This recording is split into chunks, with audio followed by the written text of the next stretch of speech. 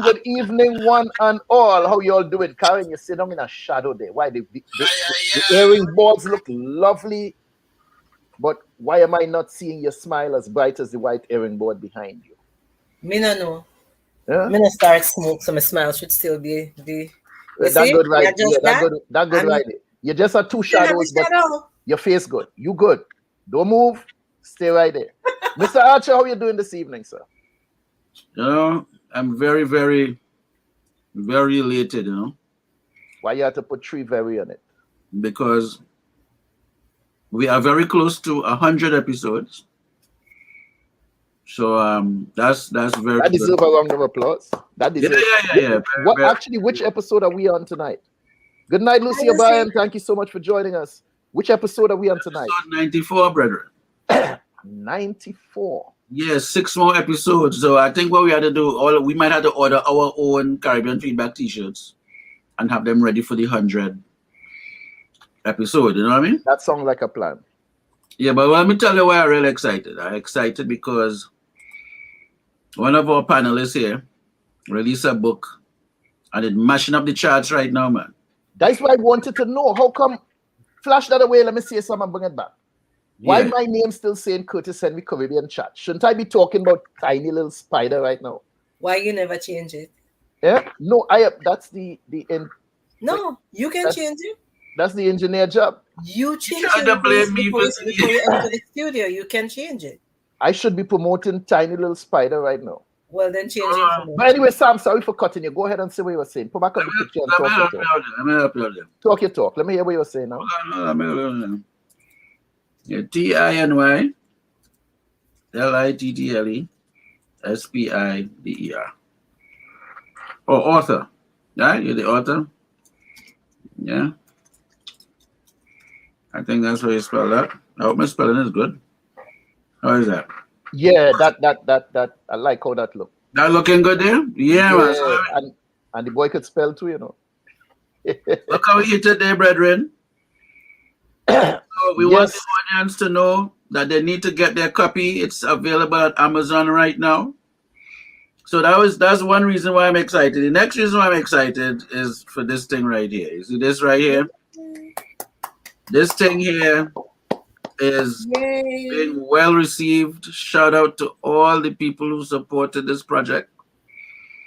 The UK is in love with this project apparently. I don't know what they're doing over there, but we gotta pick them up. And now it hasn't translated into dollars into my account yet. So don't think that I'm rich and I could go and pull out $1 million tomorrow. So, but one of these days, I think they'll just put an ATM right outside my front door, right? So I could just go outside, chuck my card in, pull out $1 million, walk down the road, spread some love, buy 2 roti and I don't know, get some jerk chicken or something, some oxtail, some rice and peas and thing, callaloo. But this is excitement, and I guess as we go by, we have this here, but I don't know. I guess this coming sometime, Rasta coin. All right, so we gotta keep your eye out for that one, and I think Karin will have something we could celebrate next week. So Karin, work on whatever it is you're working on, so we could celebrate you next week. What the next Jamaican lady? Where she at? I don't know. She ain't show up yet. I don't know. She does just appear sometime when I call she name. The minute I say she name, boop, she does just show up. Let me try this. Where is Dr. Judith? Dr. Judith is wherever she is. Oh, it didn't work tonight. Okay, because sometimes the minute I mention she name, she just pop out from the bushes. You had to feel it. Uh-huh. You had to feel it. You didn't All feel right. it. You just I say. just say that. Yeah. All Yeah. right. So we hit the 5-minute mark. Let me do it. Let me pay some bills, do them thing there, and come back. All right. Run the thing.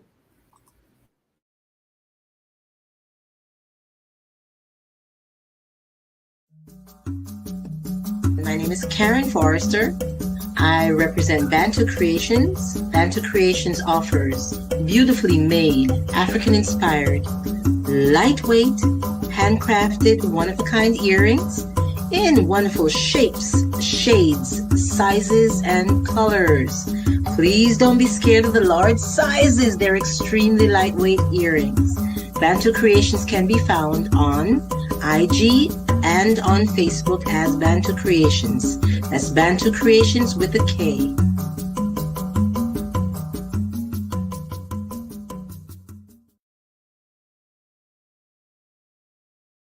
Come check me out, chriskeys.com. I'm worldwide. Tony Altamirano. Hi, I'm Gina. What's up, everybody? I'm Win Vu, award-winning remixer. Koya, I'm an artist. Hi, my name's Justina Bethel. Hi, I'm Mike Bowen from Denton, Texas. How you doing? This is Tom Cutt from Music by Tom Cutt. Check out Samuel E. Archer's book, Hybrid Executive. We are in the business, and here's how you can be a better business person because you're running your business. You can find my music at JustinaBeth_EL on Instagram or JustinaBethel.com, and I am a hybrid executive. I'm a hybrid executive. I'm a hybrid executive, just like you. Follow me at Koya Music, and I'm also a hybrid executive. I'm worldwide, baby, but just know I'm a hybrid executive. That's all you need to know, baby. Get on up, B. Check out my music, MikeBowen.com. I'm a hybrid executive. I'm a hybrid executive.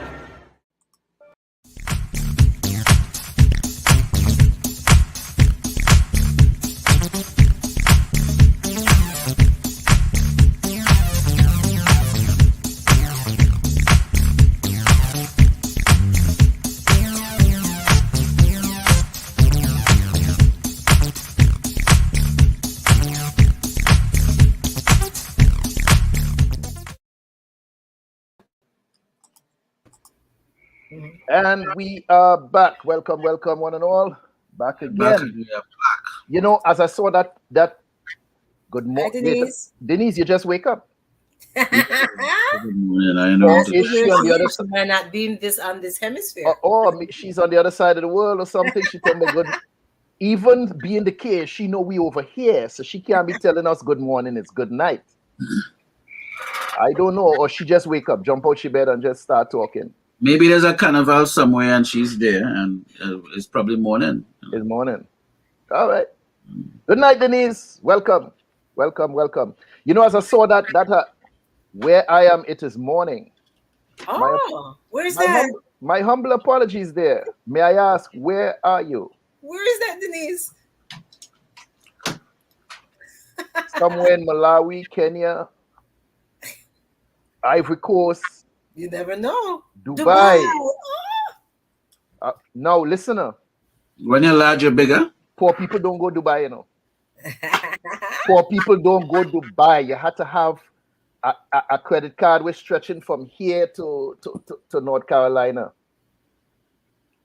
Wherever you are to North Carolina, you have to have a credit card stretching that far. That sounds like a rope, right? A rope with money in it, like, or endless supply of cash. Yeah. Or a sponsor. Where is this place with endless supply of cash? Like, why we can't find this place? I don't know. I think it's up here, you know. I don't think it's a physical place. Denise, tell me where it is now. Let me ask you one time since you're anything. Denise, tell us where this what you call it? Cash endless what? Supply. Some place with an endless supply of cash. Endless supply of cash. That she just seems to be withdrawing from to be chilling out in Dubai. To go into Dubai? When you could go in the desert and ski, you know you're living large. Then people have a ski slope in the middle of the desert inside of a building. A slope. So understand how big that place is, how high that slope is for you to come down. She became biblical. You see that? By the sweat of her brow, she's eating bread. That's the place. That's her cash supply. Nevertheless, tonight, this topic here might sound a bit familiar. But understand something. Here, we want to talk a lot about health and a lot about nutrition. Because every time you turn around, you hear somebody drop out, this next one go on, that one go on, and people are dying like flies or from preventable diseases. A lot of us killing ourselves with the food we eat, burying yourself with a fork. So tonight our topic is what's in your food. And let me ask the question, is there a direct correlation between physical health and spiritual well-being? A lot of people don't seem to think so, but I would agree that there is. It is often said that we are what we eat. Now, to some simple-minded folks who would ask, so if I eat a mango, am I a mango? I'll answer in a way that you simple-minded folks can understand. Yes, you become that mango. So you should also remember, much like our computers and our brains, the old adage rings true. Garbage in, garbage out. We cannot expect to fill our faces callously with whatever is on the menu and think that just because it's appetizing and satiating that our internal organs are welcoming these foods with the same anticipation that we are. I see people out there eating snails. I see people out there eating raw snail out of some oyster out of a shell, open it. No. Where on this planet? Yes. The very next time you go to the supermarket or stop at the corner store, you decide to get something at the gas station to drink, I urge you to read the label.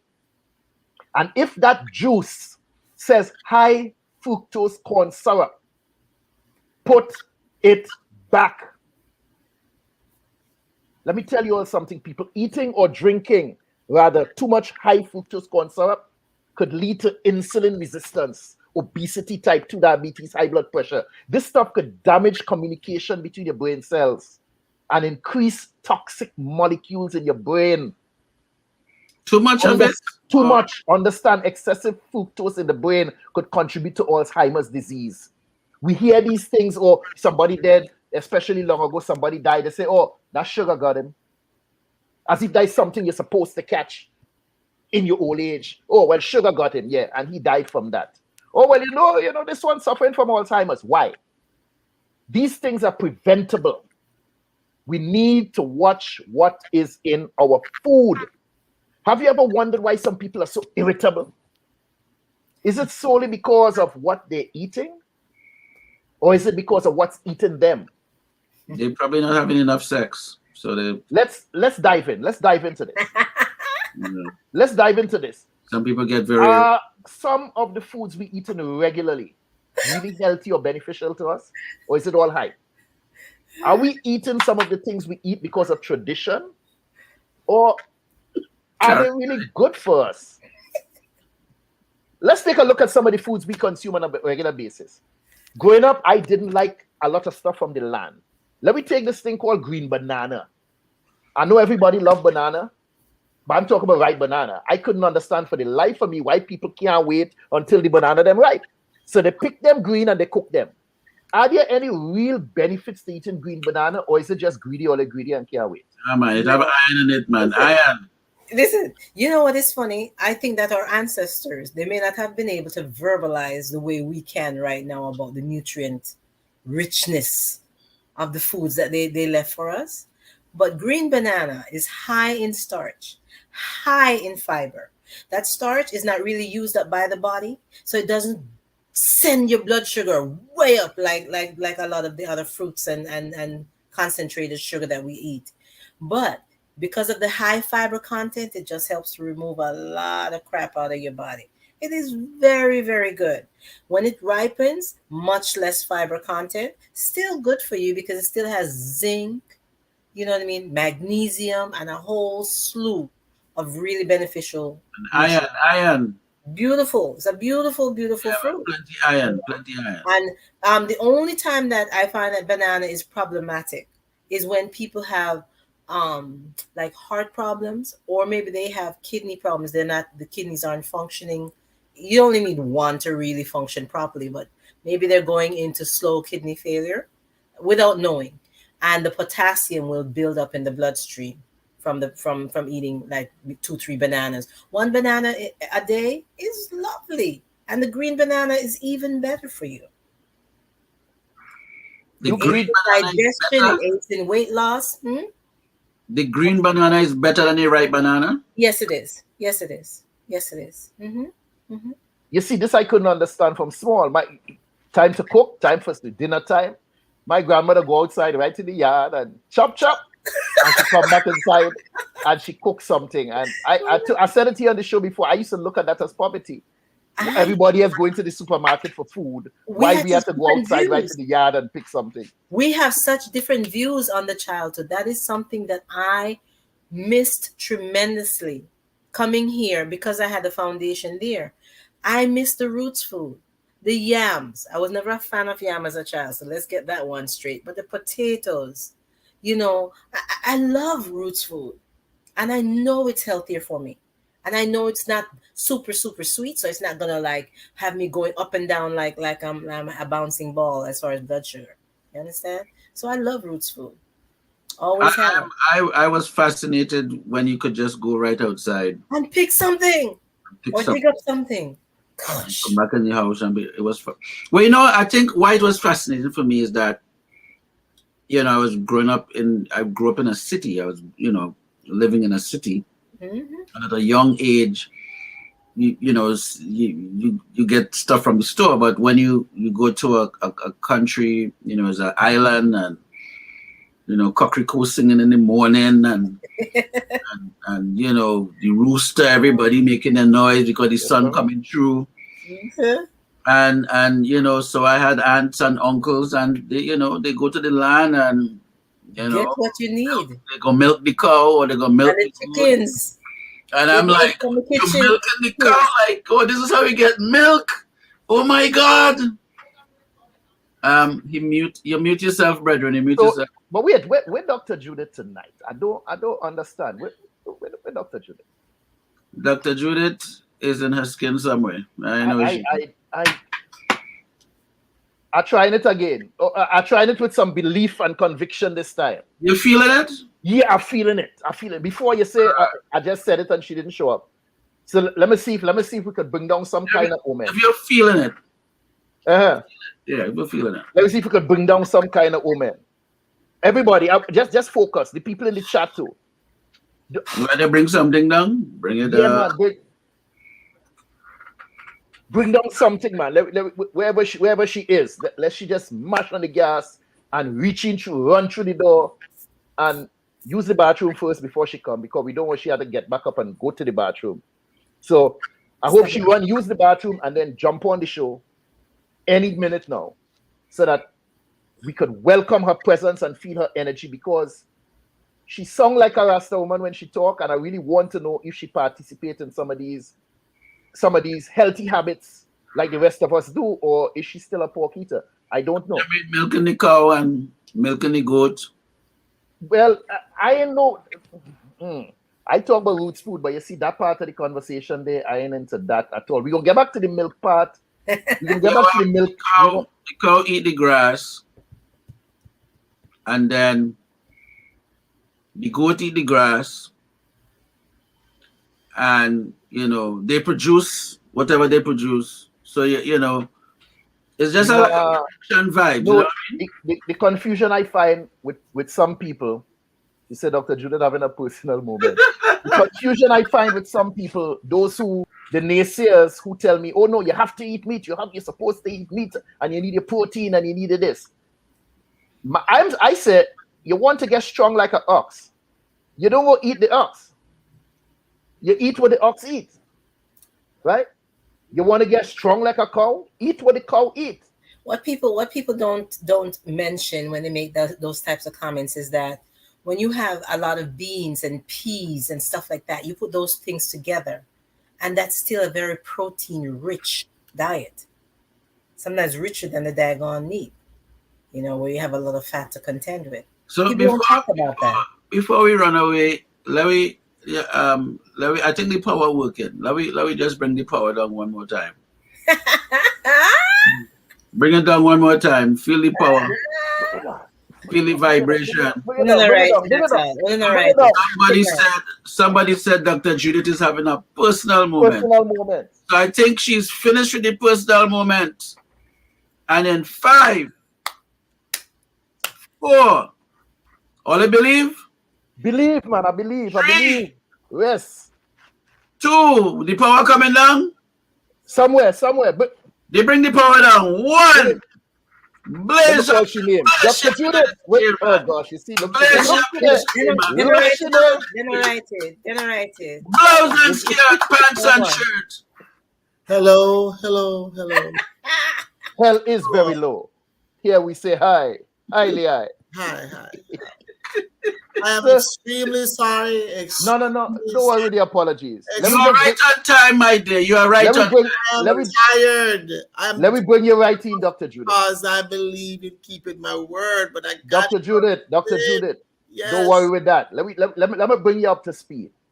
Tonight we're talking about what's in your food. And I stated before, a lot of people don't seem to understand that what they put in, it goes into their physical and mental and spiritual well-being. And I said it, garbage in, garbage out. And sometimes we wonder why some people behave the way they behave, how they're irritable with some of the stuff that they're driving themselves towards an urge. Yeah, I was saying that they don't have enough sex, so they're irritable, That could be too. We're talking about food, Sam. Oh, sorry. For some people, sex is the food of life. So one of the first things we throw on the table, which is a problem I had from small, I couldn't understand why people eat green banana. And if you just wait a little while longer, it's going to get right. Is it people greedy that they just couldn't wait? But now Karin is informing me. Karin is informing me that the green banana is actually better, much healthier than even the ripe one. I would say, I don't know about that, but I tell you one thing, it has iron. And that's the same thing. That's the same thing Sam was saying. And I can't eat ripe banana because it makes me sick. I don't know why it nauseates me. So you like it when it's green and hard? When it's green and I boil it and it gets soft. Oh, okay. So the green banana better for you. Now, here, let me throw another food in the ground food in there. Whoever wants to speak on this. We talked about the cassava last week, but that was somebody was using it for another purpose. But people tend to eat cassava, which is high in starch. We use cassava and make starch to starch your clothes. Yeah. And when you put that cassava starch in your clothes, you seam straight so. Don't put the thread on the inside of the pants will cut you. Yeah. Right? So blouse and skirt. Why is it we consume something that is so rich, so full of starch, and then say it's good for us? Talk to me about that starch content in their Karin.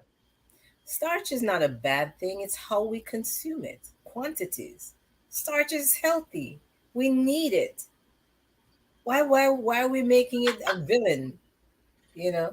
Not me. I'm saying if we listen to everything that they tell us, some of we don't eat at all. Oh please, never that. I love my food too much for that. What me not eat. No, starch is a healthy component of a complete diet. It's just you monitor how much you put in. Whether we're talking about starch from rice, from various grains, or from roots veg, it's healthy. How much are you putting in? Are you eating 2 potatoes with each meal? You know what I mean? Or a nice medium-sized potato baked, with some vegetables and stuff like that. I mean, so you're saying we have to be careful with the combinations, because if we eat in rice, potato, and cassava, then we have a problem, people. Oh, that's where if you're going to have rice, potato, and cassava, you must have some curry goat inside it. Arrow curry goat in it. Oh, Sam. So let me ask you something. There's another food. There's another food that black people has been laughed at and chastised some generations ago for consuming. To the point one guy even had the audacity to write a song, and he said, "Niggas love a watermelon." Yeah. Watermelon. I see a lot of us folks consuming watermelon more than others.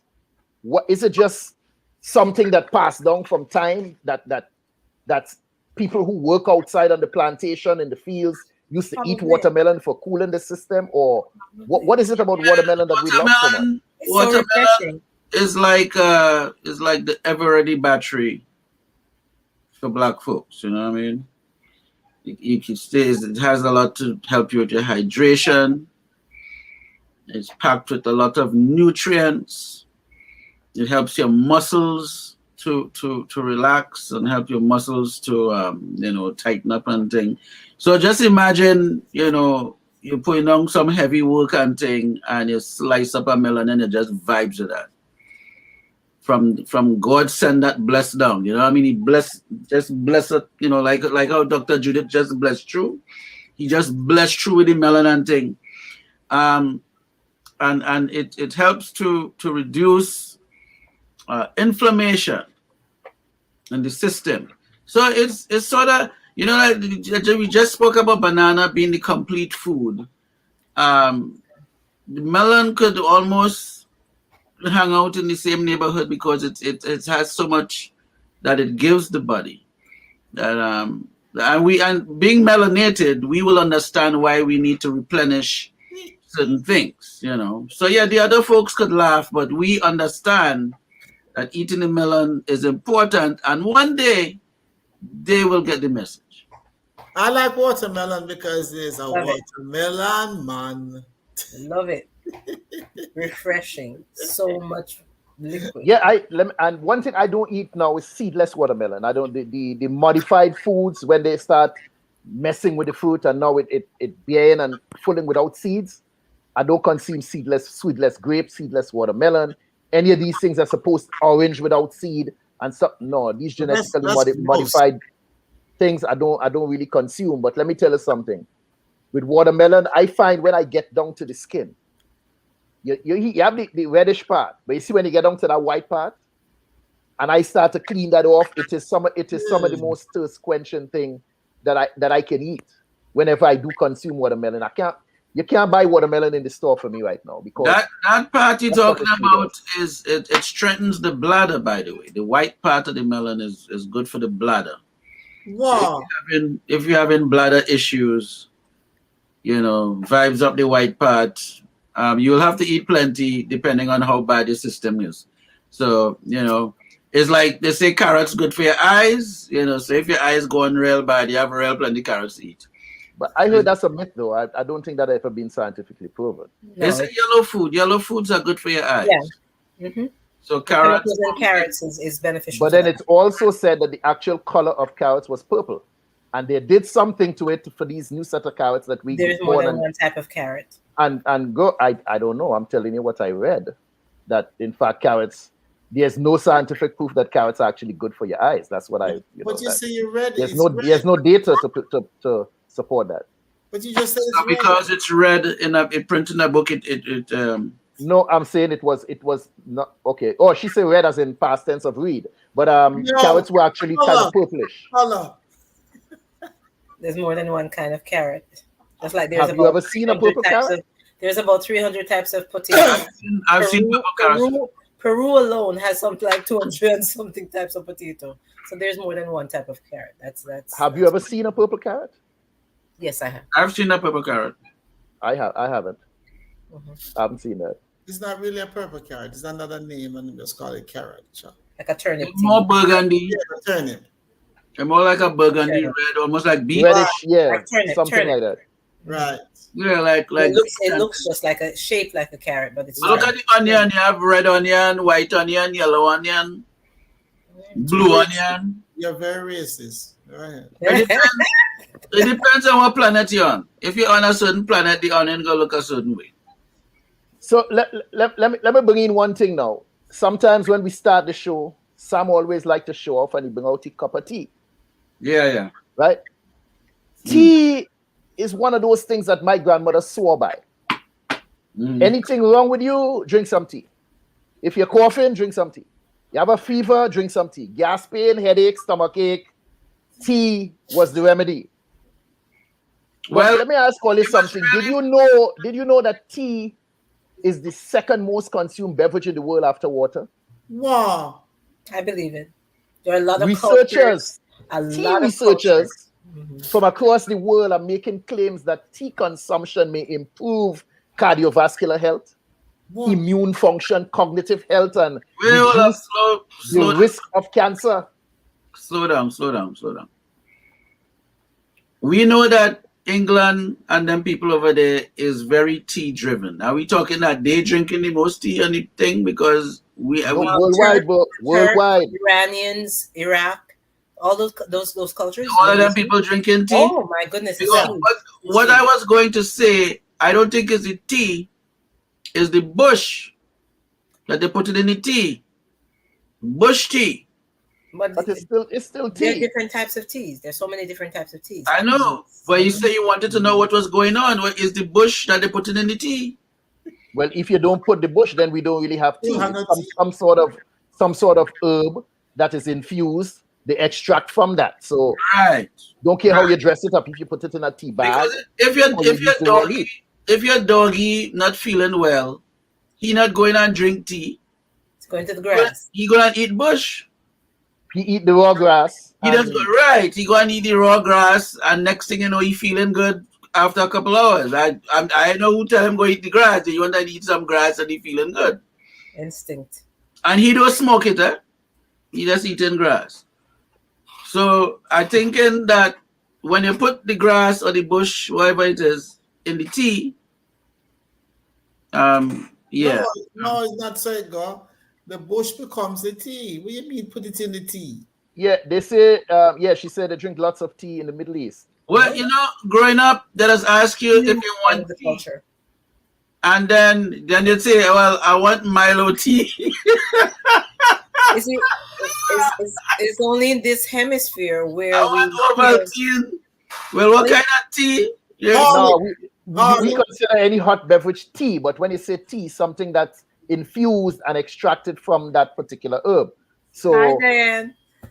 Hi, Diane. Good night. I was trying to say, in this hemisphere, we feel that we need to add, and especially in the Caribbean, milk, sugar, added to every bloody thing. Condensed milk.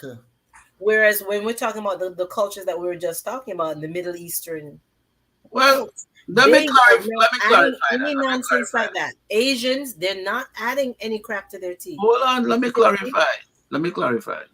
You make it worse. Clarify. Here we go. I grew up in Tobago. The parts of Tobago that closer to the town. To the who? The town. The town. Sorry. Thank you said town. The city. I think they call it a city, but wherever it is. Closer to the town? The capital district. If you're closer to the district there, you're a little more bougie now. You get a little milk and your thing and everything. Now, when you go on the countryside, bush. It's not just bush. They're picking the cocoa off the tree and make tea with that. And then I don't even think they used to put milk and thing in it. It was the raw vibes you was getting. So I think you had to think about the geographical situation. So it's not all black folks, because you might have some folks who used to press their hair and some used to keep it natural. You understand what I'm saying? It all depends on the location. So I just wanted to add some clarification, Karin, to the vibes. Good night, Diane. How you doing? And we need more people to like the YouTube side, and we need more people to like. May I ask a question? Yes, darling. What's with the vibes tonight? You kill me with the vibes. That's how we brought you onto the show. So we're just trying to keep it. Oh, you talked me up. Yeah, we had a little vibe. You had to see the show. If you did, you had to watch the program again earlier. I see. I got you. We call on a higher vibe. I felt like I was going up. You build it, you felt something, right? You feel something because was being brought up. Dr. Henry said he feel it, and and a miracle is like not even 2 minutes later, Dr. Judith pop up on the thing. I say, wait, boy. I say, look. So let me ask you all something. Do we have because him talk to me and me say me soon come? Let me ask you all something. Do we have any avid tea drinkers here? On the panel? I still drink quite a bit. Yeah. Peppermint, ginger. Let me talk about that. Hold on. Let me talk about that ginger there. A lot of people discover ginger with the pandemic situation here because people start to look for some of the natural remedies, and everywhere you go you hear people talking, do you drink ginger? Really? I had to look at them like, excuse me, what? Do you drink ginger? Yes, I have. Do you know that ginger is they can't even pronounce the word right because they just find out about it, right? Do you know that if you combine ginger, what is this, turmeric? What? Yeah, they just found out that if you combine ginger with turmeric and garlic, you could build up a strong immune, like some kung fu bodyguard outside. Yeah, man, that's right. What to me, and your tummy is like yummy, yummy, yummy, yummy, yummy. Oy. I got love in my tummy. So some people just discovering the whole ginger situation, and if they want to spread the word, and they come into folks like me. So funny when they're like, "Do you know this?" Yeah, I've been doing this for many years. Yeah, I've been doing this since a child. I grew up on ginger. Next time, act like you don't know about it. Ginger? No, what's that? No. And really take in the information. No, it's really about taking in the information. This is like a white lie. So, the Lord won't worry about it. So, but what you want to see is the passion and how they're telling you about this ginger. Oh, they'll still tell you. About ginger a long time. They'll still tell you. But you want to see the passion of the whole vibration of what it is they're saying. And then you could see, what? I now understand. Because sometimes you have to see it, you have to just see people's reaction. And then now you could yeah. You know what happened to me after I had the virus? After I had the virus, I had a tremendous amount of ginger. I usually have ginger tea at home and stuff like that. But I had ginger and turmeric and all that good stuff. And I went to the doctor to find out what my antibody level was to see if anybody here take the shot? Did you all get the I am keeping my information personal because are you a medical doctor? Listen to me, man. Why am I discussing personal medical information? All right, forget about the blood cup. Let me just tell you what I tell you. You don't have to answer nothing me I said to you. You don't have to answer nothing. Let me just tell you what I tell you. I'm too technical. Anyway, I go on to the doctor to check my antibody level to see what it was, because I was told that if it's very high, it's not a good idea to take the vaccination. I'm talking about mine, okay? None of your business, none of your blood. Well, we want to make sure that the algorithm people know that Dr. Judith is talking from personal experience. Yes. We put all the claim out there. We don't want people to feel that we are promoting any. And I'm not a medical doctor, okay? There you go. So just let them know we're just having a conversation, and you want to share something personal with us. I'm going to call you darling in a minute. I'm going to call you darling. Yeah, say darling, man. No. So you take the darling shot. When I say darling, I'm done. Anyway, I went to check my antibody level, and the lady said there are 3, whatever you call it. I can't think of it, but I said there are 3, not levels. Well, say levels on this thing that they check after they take the blood, they put it on there and whatever. And she said, usually people's response is the first 2 levels are very high, meaning that the antibodies level is very high. She said, but you're on the 3rd level just as strong as the other 2. She said, you have a tough immune system. I said, yes, sister. So you think that came from the water in Jamaica you drink growing up, and the body just... Water in Jamaica. I never like water when I was a child. Just since we turned big, I like water. So therefore, I'm just saying this information for myself, okay? I have a very strong immune system. Part of it is not part of the port. Part. Part of it is because I take in some of those things like ginger and zinc and all those kind of things, and keep me very strong. Now, you saying that you didn't like water as a child, but you drank water in your tea, didn't you? As a child? Or your Milo or whatever? Listen to me now. Don't let me get started with Don't let me get started, you know. People tell me about them now drink. You know, I'm so happy. I'm so happy there's two Jamaicans talking but you to still each drink water, even if you drop something in night. I didn't like water by itself. And for those people who don't drink water and drink the sodas, you're going to suffer through your well, that I know. So let me ask you all something. Do we really need all of this water that they're telling us we need to consume? As we said before, there's over 250 makers of bottled water here, just here in the US. Forget about, I don't know outside, but I know in Europe it's a huge market as well. And I think it's a huge industry, and they try to promote it to get you to buy. But I do believe you need to stay hydrated, whatever that is for you. I don't believe that you have to drink water throughout the whole day. Personally, in the summer, if I'm working out daily, 1.5 to 2 liters. It used to be 3, but I say 1.5 to 2 liters per day is what makes me feel balanced. Can't speak for anybody else. But if you don't feel, the moment you feel thirst, you're already dehydrated. I mean, that's just a clinical data. The moment you feel actual thirst, you're already starting to dehydrate. So let me ask Miss Williams something. Denise, you're physically in the Middle East right now. You're speaking about desert land that has been developed into a city, but we still have that sun with very little clouds overhead. It's hot.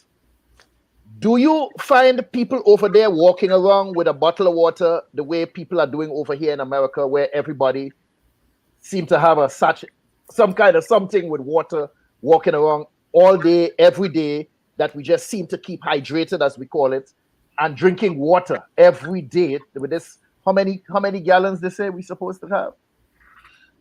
Probably 2. 8 glasses per day. 8 glasses?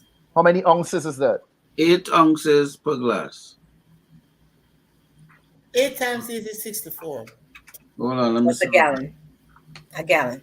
Okay, so they're telling us we need to consume about 1 gallon of water per day. So I'm asking Miss Williams, do you find that that's a habit over there where you are now? Do you see, and don't tell me about the tourists, because we tend to already fall into our habits based on what they tell us. But we're speaking about the natives. Are they walking around with a bottle of water everywhere they go? Yes, they carry water and drink water, but drink lots of tea. And they get their water in their tea. Right. Wait, hold on. Karen, you just said that if you feel thirsty, it means that you're already dehydrated. Clinically speaking. So, but shouldn't the body at least tell you when it wants something? It did. It make you thirsty. Right. So, but I'm just saying, so I have to consider myself dehydrated if I feel thirsty? The moment you feel the sensation of thirst, your body is communicating to you that you are getting dehydrated. Whether you are exercising too much, weights, running, whatever, the moment you start to feel that sensation of thirst, your body is already starting to dehydrate. Listen to the operative word. Get in. You start getting thirsty. Me never said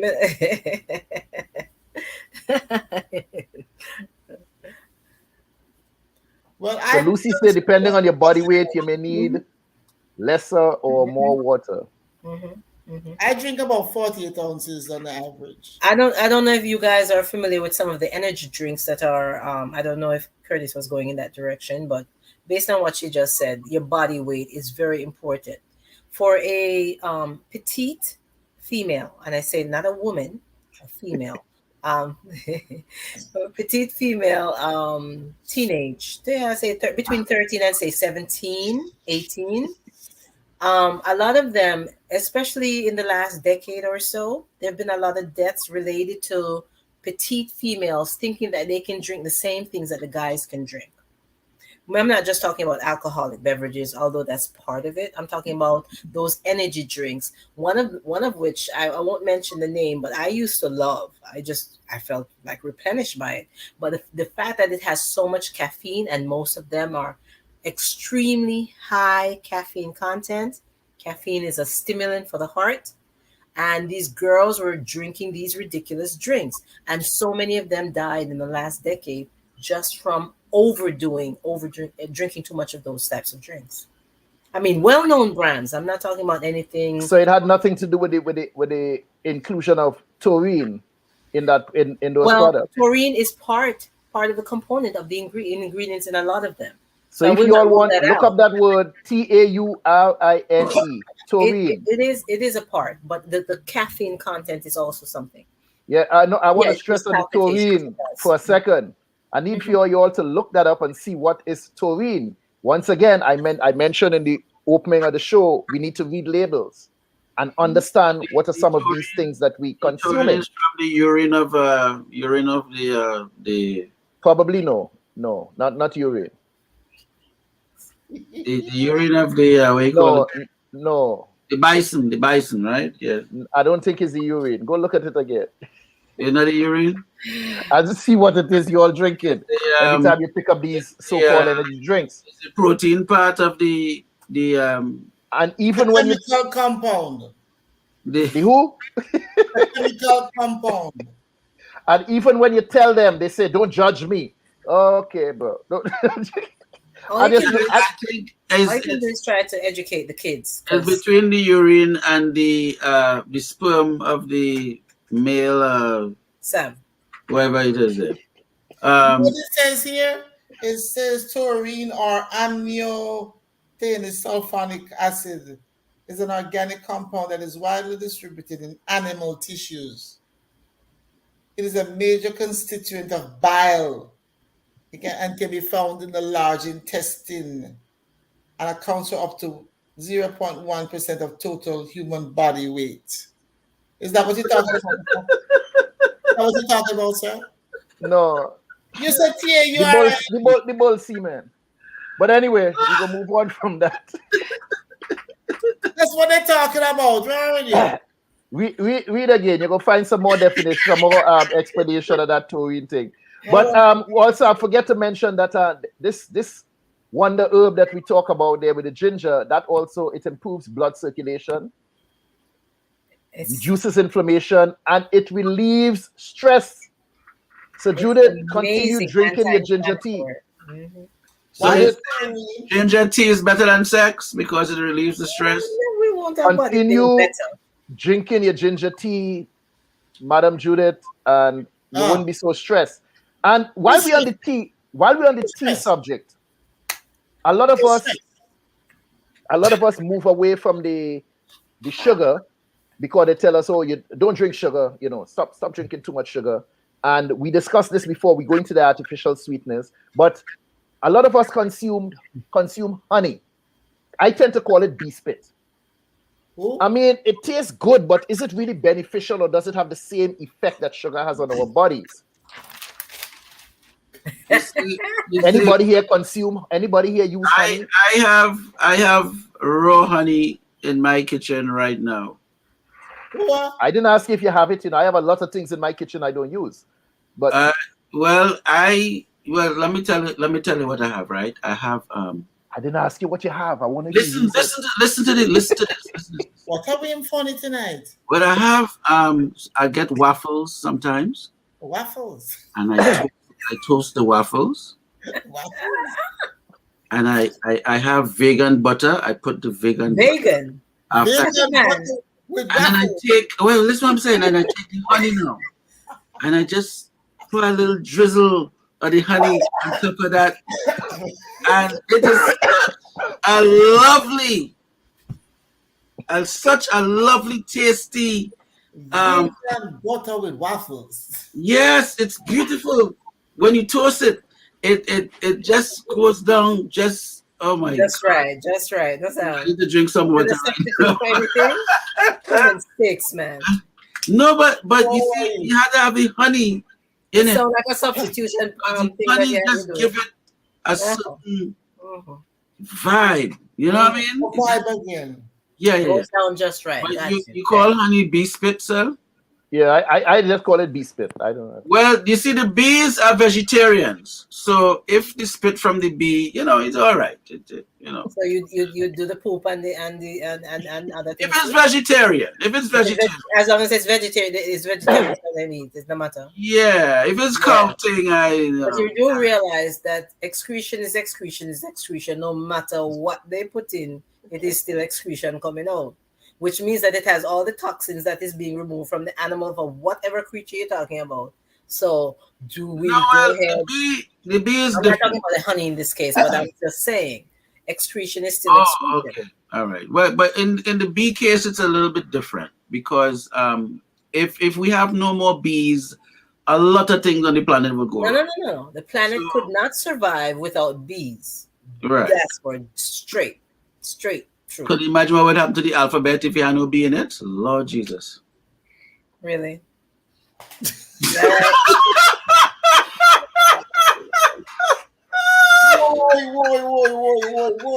Boy. Judith. It's too much for me. Judith, Yes, Judith, tell him for me, please. Even if it don't have no B, it will still have me and you. It will still have M-E and you, but right? that by itself is too much. I have a very serious question. Hold on, Judith. Go back to do you consume honey? Money? Honey. Honey. It depends on when he comes around. Dr. Judith. What kind of comment is that? A real one. Well, we talking from the honey from the bees here? It's just the vibes. Is that vibes? Yes, I do. I consume honey fairly often, yes. I stopped using sugar. I used to buy brown sugar for many years, and I have not bought brown sugar in maybe 12 years, 10 years, something like that. I use mostly honey, and actually I try not to use any sweetener. I don't believe in the artificial sweetness, but I try you just put your finger in it and stir it around. No, I kiss the cup and everything. Them jokes tonight, rough, Lord. But I don't. Sometimes I try to avoid the honey also. I don't know if I said it here with you guys or saying someplace else. But people seem to think that honey is not sweet.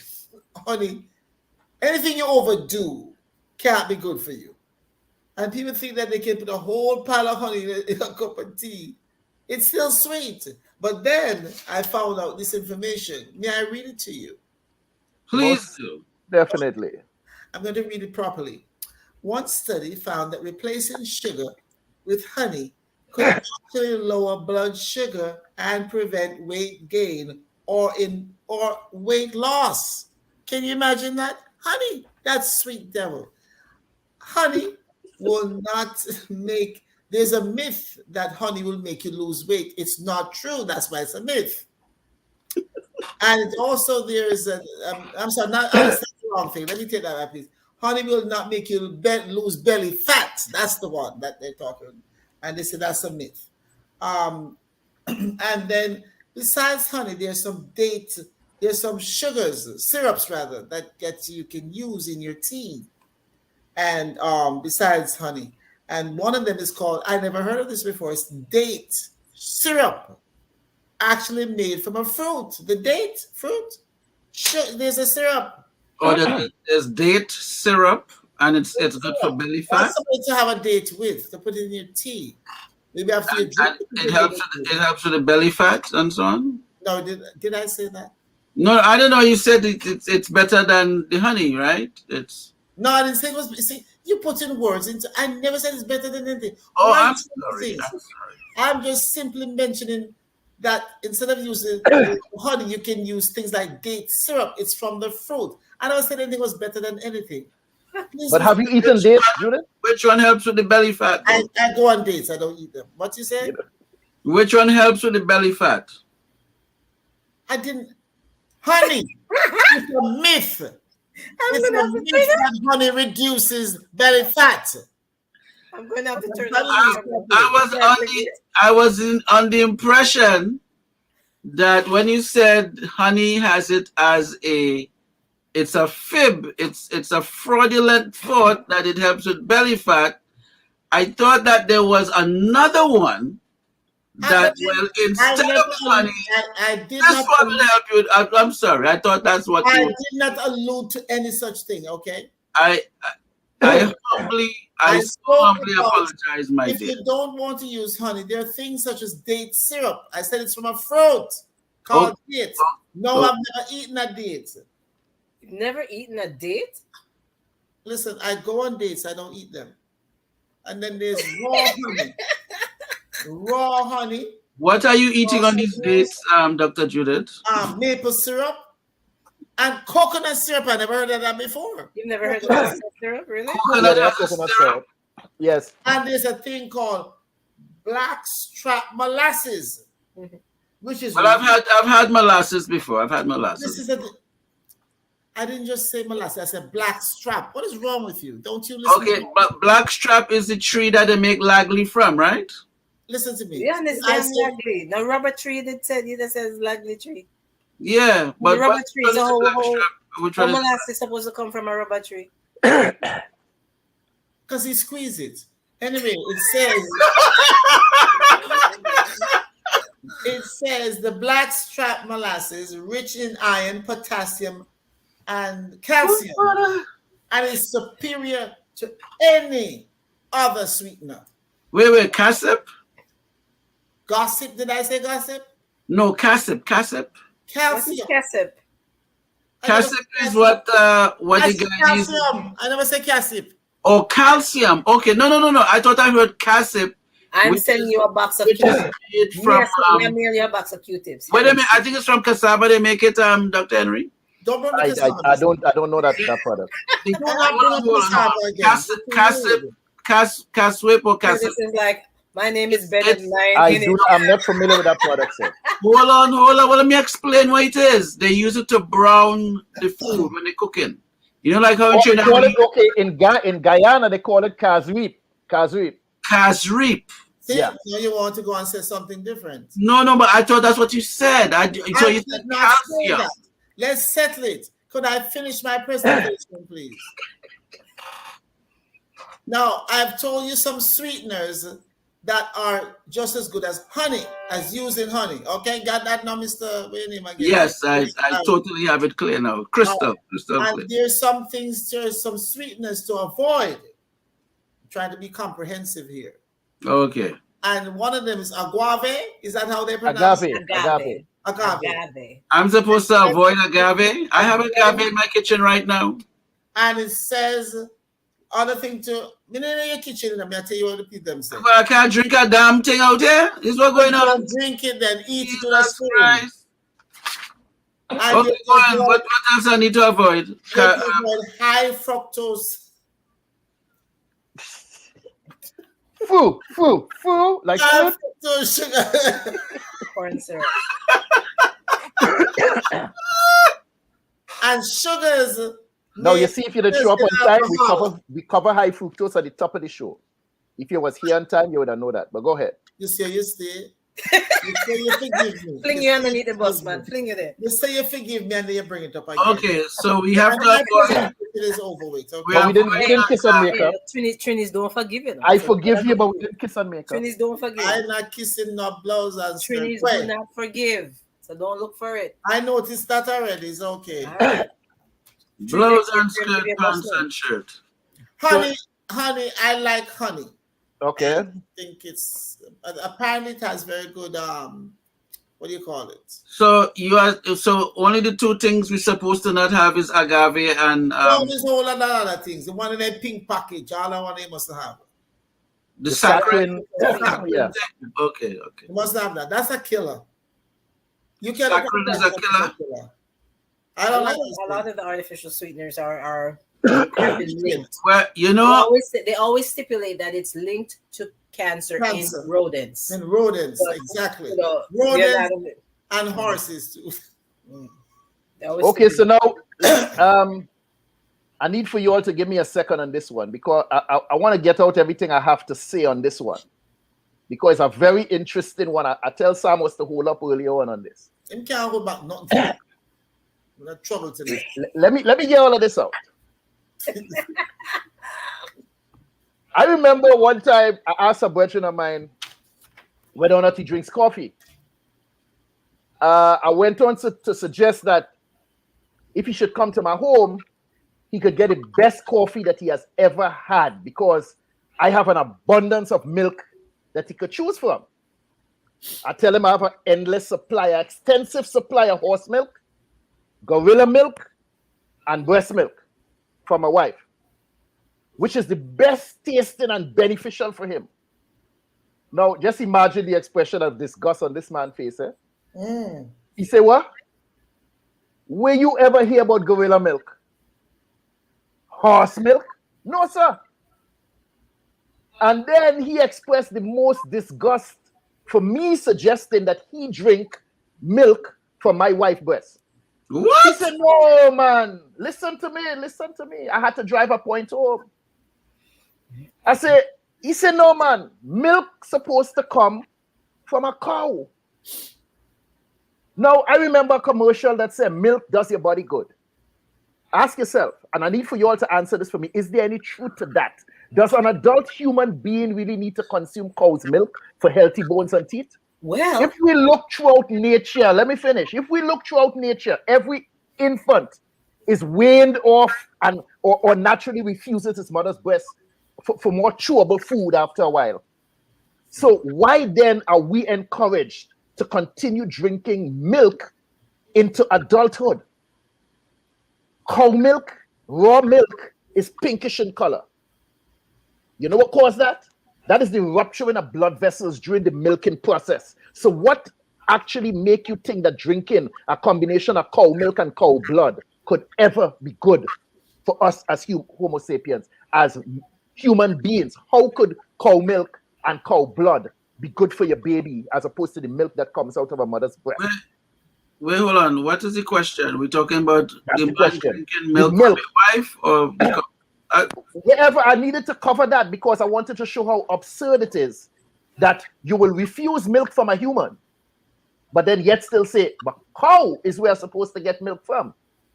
Something been drilled in our heads for generations that we believe we're supposed to get milk from a cow. The man say he never heard about gorilla milk. So how you think a gorilla feed its young? From the breast with milk. It's a mammal. Wait, but the point is, how you collecting that now? No, I don't have. I wanted to drive the point home that milk is for that infant. With great difficulty. Right? That milk is for that infant. But when I tell him gorilla milk, he said he has never heard of gorilla milk, that there is such a thing that exists. Because in his mind, he's already brainwashed that milk comes from a cow. A grown man in his 30s is telling me that milk comes from a cow. He couldn't even think about breast milk. No, because not even his baby drinks that. His baby drinks Similac and all of these other things because somehow that woman, his baby mother, whoever, she don't want her breast to sag. So no, she don't feed the child. She let the milk dry up and give the child Similac to drink. So that in his mind, he's not even thinking, well, breast milk is still the best milk for the child or for that human to drink. It has to be milk comes from a cow in his mind. Yes. Where do we get off on this thing that we're supposed to drink milk or we're supposed to drink cow's milk even as full-grown men? Full-grown adults still drinking cow's milk. So can somebody have gorilla milk and they're okay? I didn't say that, my dear. No, I'm asking a question. I'm not sure. I wouldn't know. I never tried it and I will not try it. No, I'm just asking. Before we run away too far, I want to shout out Mr. Keith Charles, my brother from another mother. He's on the LinkedIn side of things. And I want to give Kia Renee a shout out. Guys, Kia Renee is who is on my album that sang on. So she's saying good night. Big up Kia, big up Kia, big up, big up, big up, big up, big up. Congrats on the success of that album. Congrats on the success. So she's actually sing on a track, or she doing background vocals? No. She wrote to the track. She wrote the song. So hold on. She's a contributing writer. Yes. And she sings. And she's a singer, yes. She could sing? She could sing? Yeah, man, yeah. Well, the song went to number 1. Okay, all right. I just asked. I want to hear you say it. So she could. Kia, they're talking good about you here. They say you're good. That's right. Shout out. They say you're good. You can sing. Yes. May I ask a question, please? Yes, darling. Tell us. All right, sweetheart. Let me ask you a question. I have a song. You want to work on it for me? Of course. I'm serious as a judge. You serious as a judge? Yes. Serious. Hey, Kia, hold on. Put back she picture. But she kind of cute too. Oh yeah. Oh, he's up. Go on, Kia. 10:25 at night. Give yourself. Good night, Kia. Yes, Keith. Nice. Good night, Mr. Charles.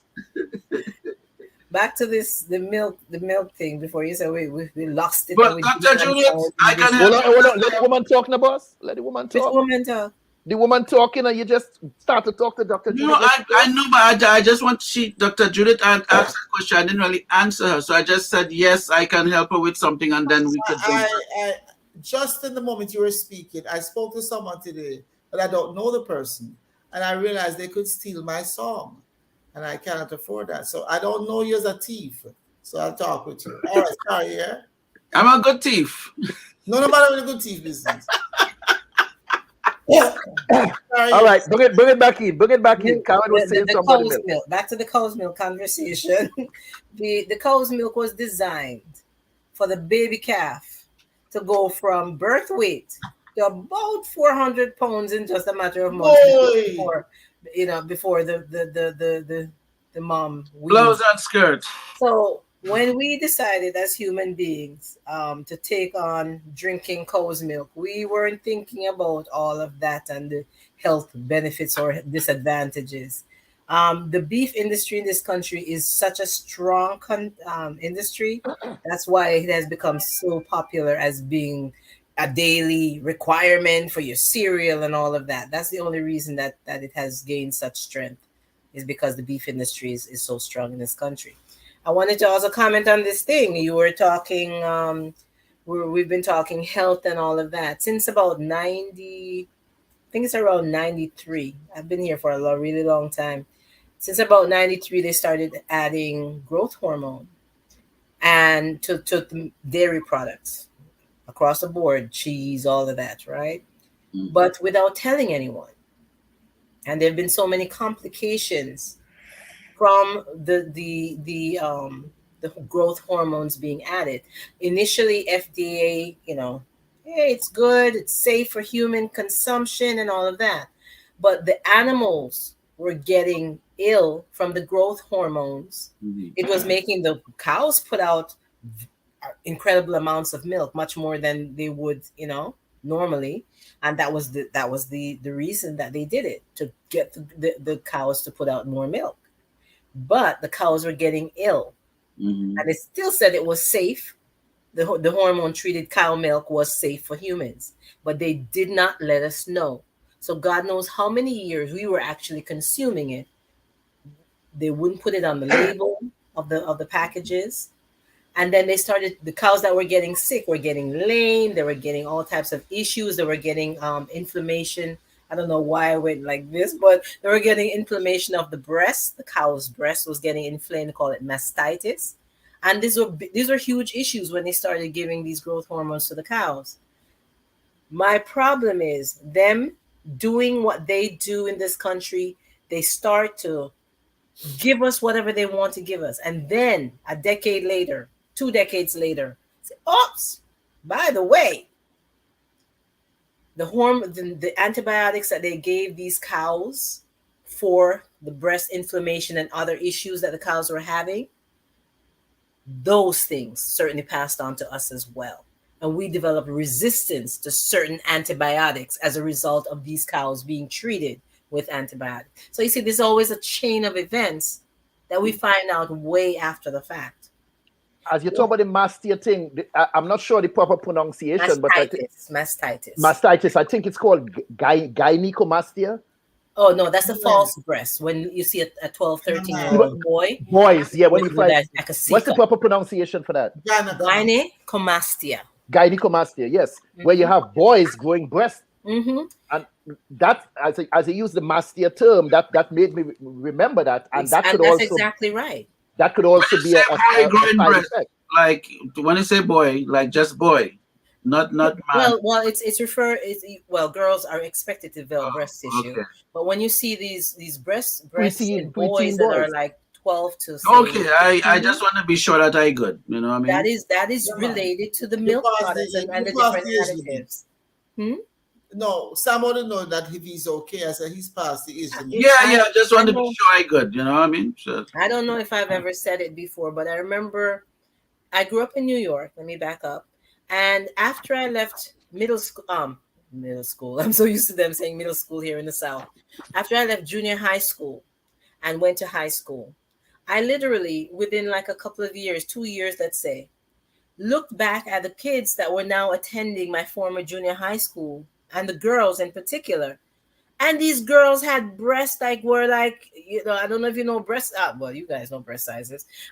34, 36. I don't know the sizes. I just with the sizes. Yeah, sure. No, I love playing with breasts, but the sizes don't. Those numbers, I don't know the numbers. Listen to what C-cup, I say. D-cup, These no. girls were so unusually developed. And I say unusual. For me, I was still in my teens.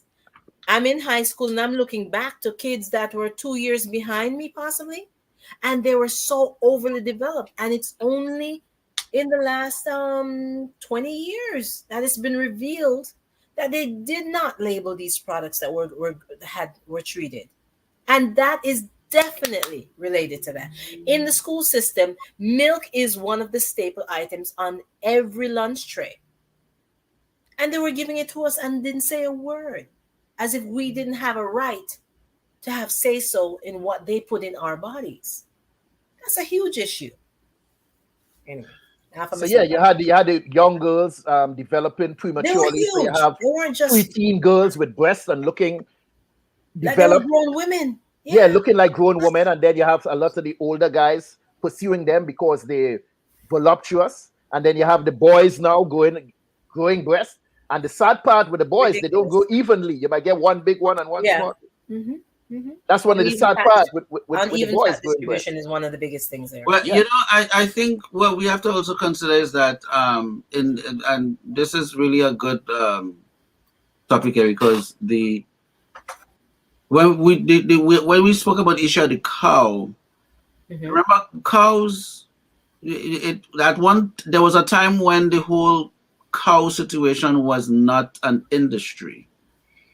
So if someone, you know, if somebody in the village had a cow, they wanted to kill the cow, and everyone in the village got something from the cow. You know, it was more of a community vibe with the meat. And in this country, you're talking about. Yeah, and even when I spoke to my dad, you know, they didn't eat cow regularly. They would, you know, that's like a Sunday thing for them. He said, but most of the time they would be eating fish. Fish was very high on the menu for them back then. But chicken and cow and those things was like spaced out. It wasn't like almost like an everyday thing. But I'm saying that because I remember when we started rearing the white chickens in the Caribbean, and we're talking like the early 80s, and I will say by the late 80s going into the early 90s, there was just abundance of chicken in the grocery. I don't know if you think back, you just see so much chicken, and they're looking real big, the drumstick looking big, the breast looking big, everything look big, the back big. And compared to the yard fowl, you know, one used to look like this and one like You know, like really large. A contender, a real contender. So I'm saying that to bring validity to what you were saying, Karen, in terms of once it turned into an industry, they had to find a way to feed the masses. To keep it coming. So and to convince you that you need protein on a daily basis. Can I comment on something you just said about the white chicken? A lot of people to this day are under the impression that a brown egg is healthier than the white egg. All a brown egg means is that it came from a brown chicken. That's all it means. It is the silliest thing when I hear people say, "Oh, you know, brown egg," and all it means is that it came from a brown chicken, and the white one came from a white. Come on now. Show off about that brown egg business. They pay more for it. Yes, they do. They pay more for it. Of course they do. And they show off. The brown egg is melanated, okay? It came from a brown. They haven't figured out the importance of the brown egg yet. That's all. I know how brown egg is more important than the white egg. Okay. It kills me that they don't understand that. So eating an egg, eating a whole egg is like eating a whole boneless chicken. Okay. Now I got to go. I can't take this. Like a whole boneless chicken. I don't know. So let me ask you all something here.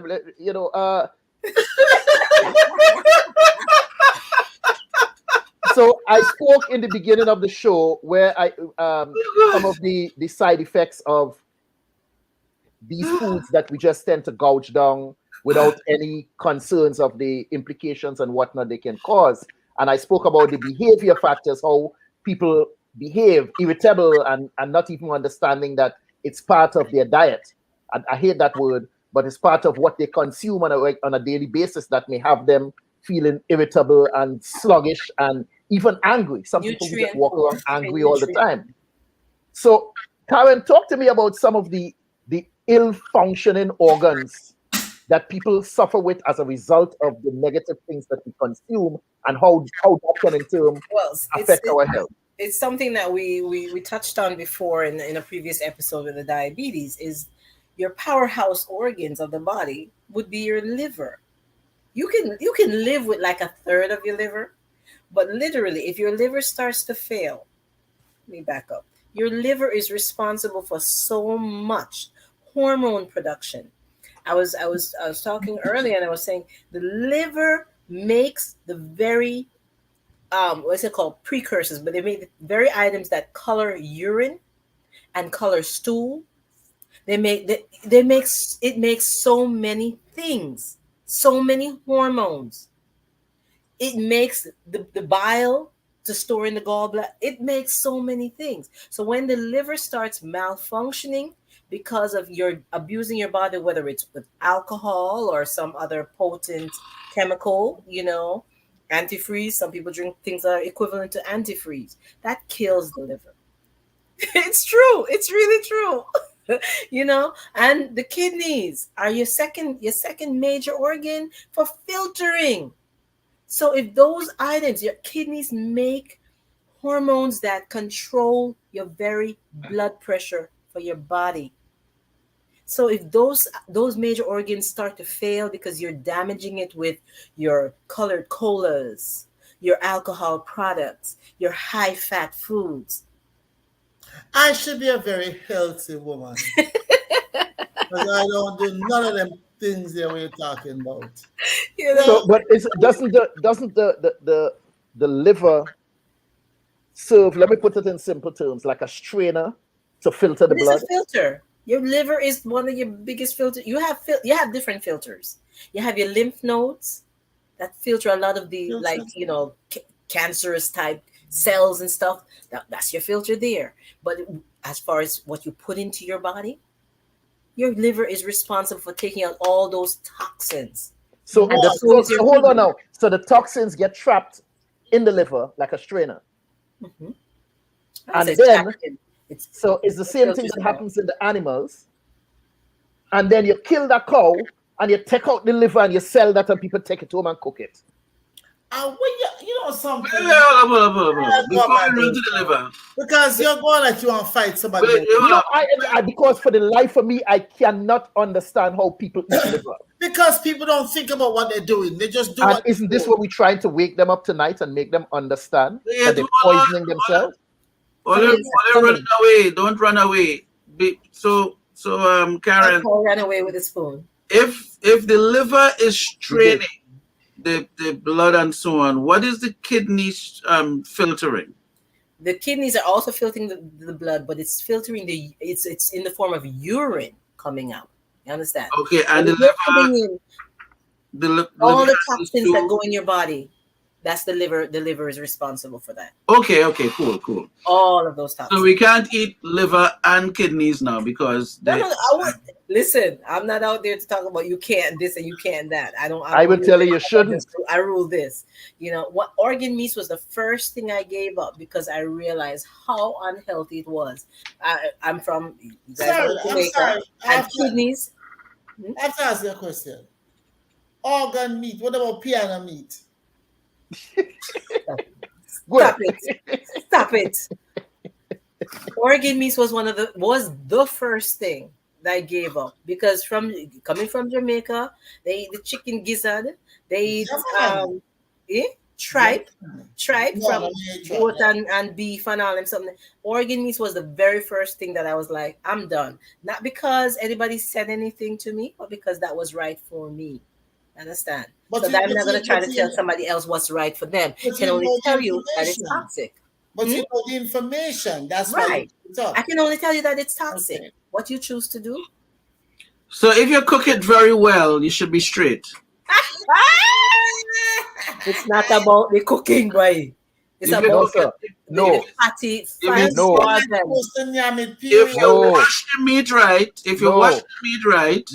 it's about the fat. Literally, you've taken an organ that served the same purpose that it's serving for our bodies. It's like you took out yours and just decided, say, you know what? Let me just name it again. Let me try. You're taking it out from an animal. It serves the same purpose in and the animal is below us. The animals are below us. And you take that and you yam it with all the poison and all the whatever that it fills out in that animal. And any problem it had in that body. Don't you yam too? Eh? Don't you yam too? Not that. Not that. What you yam then? Tell me. After the show.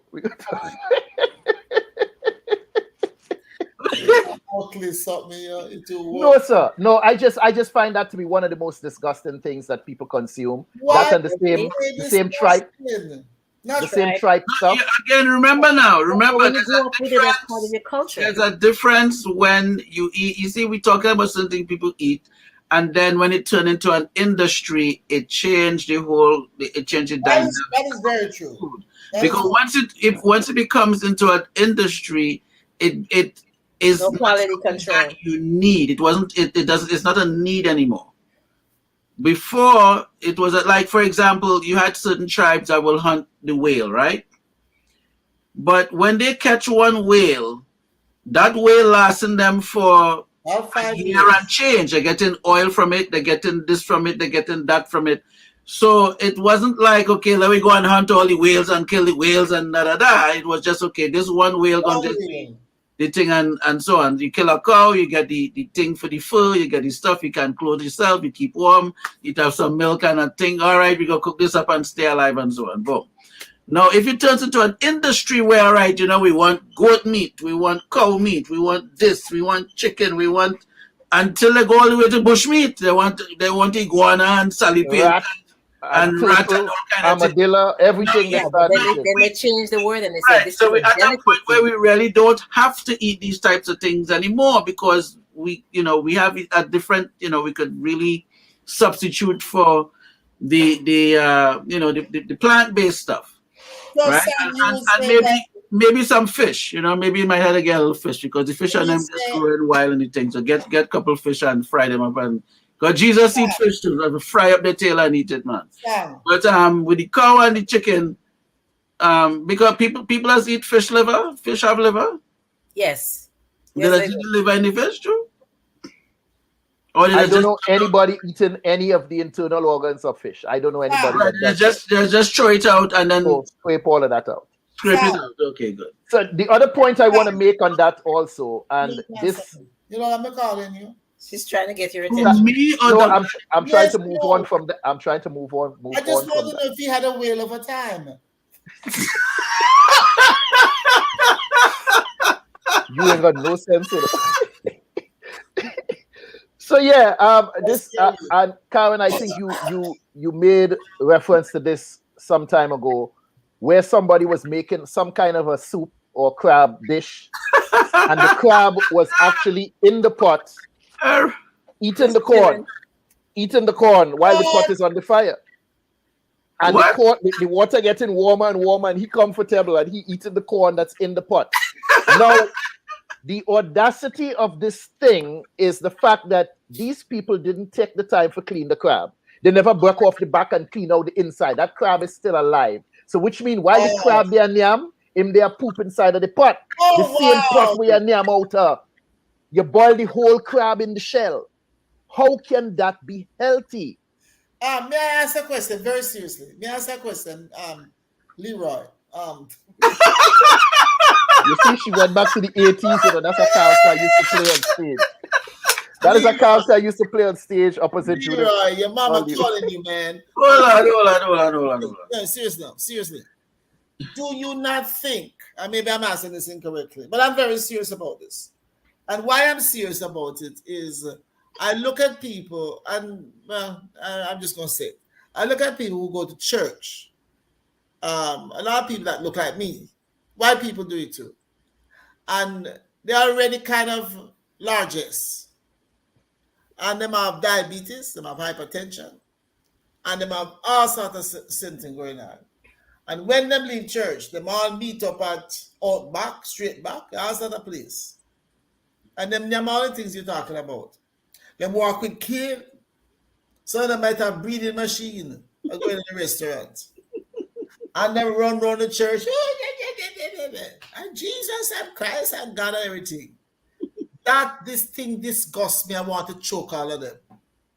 How can you represent anything sensible and yam everything you see?